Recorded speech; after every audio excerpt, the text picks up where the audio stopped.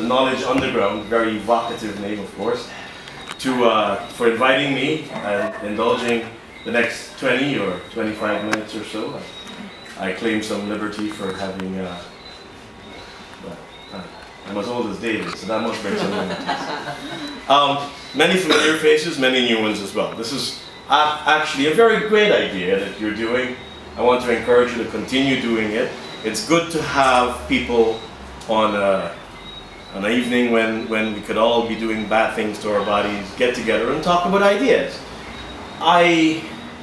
It seems that this keeps coming up, the 100 or 25 or 10 ideas that change the world. I'm not really sure that talking about Newtonian physics, and those of you who want to leave the room can do so now, is an easy thing to do after you've learned about democracy and of course computing. But I'm going to try. And so you should all get out your notebooks and write the equations down.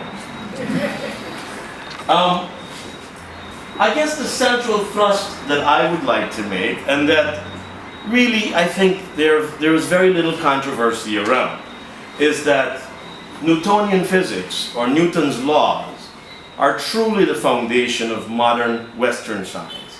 If we're to liken the edifice of Western science to a tree, surely Newton's laws would be the very substantive and enduring trunk of that tree.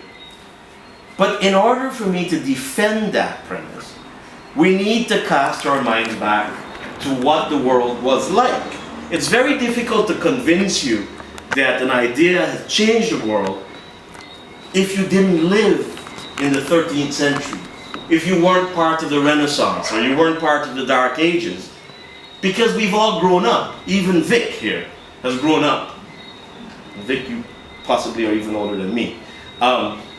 We've all grown up with Newton's laws. We've all grown up with the idea that there's a thing called gravity.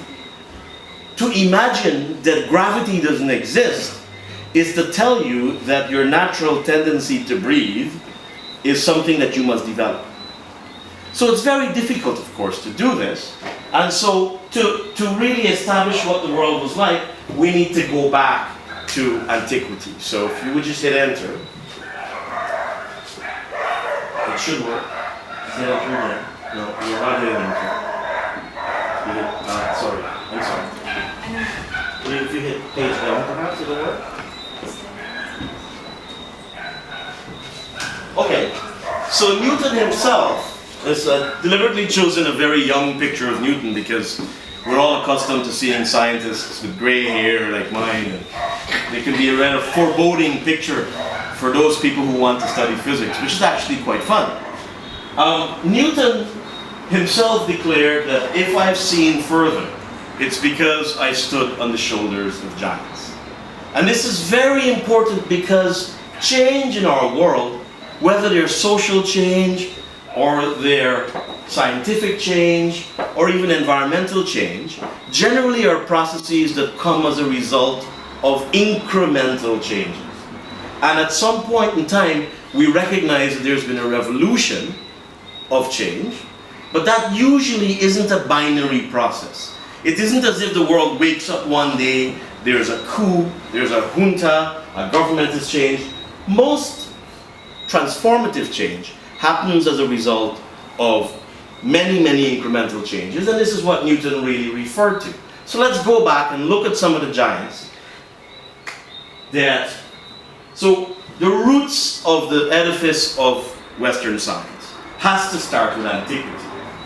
And so this would be, 600, 700 BC to AD. We're talking about people like Socrates, names that we've heard, but we haven't really, many of us, imagined how they play a role in our scientific world today. Now there's a bit of a progression in the first tree here. Socrates was the teacher of Plato, and Plato was the teacher of Aristotle. And the Greeks, the ancient Greeks, tried very hard to understand the natural world. And they asked some very important philosophical questions. What is the nature of truth? Who am I? why am I here? Is there a fundamental truth to the concept of justice? Is there a fundamental truth to the concept of virtue? What is a good life? What is a bad life? And so the Socratic school in Greece concerned itself tremendously about these fundamental questions, which led inevitably to looking to the natural world. Were there answers in the natural world which provided some examples of answers? And so we come down to Plato, and in Plato's Republic, there's a section referencing the allegory of the cave, those of you who are classical people. But in the allegory of the cave, Plato argues that there are certain values which are, he called them rational values, which exist without the need of man, use widely, man to apprehend them.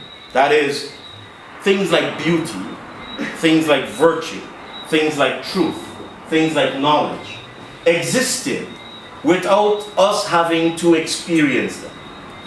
In fact, in many instances today,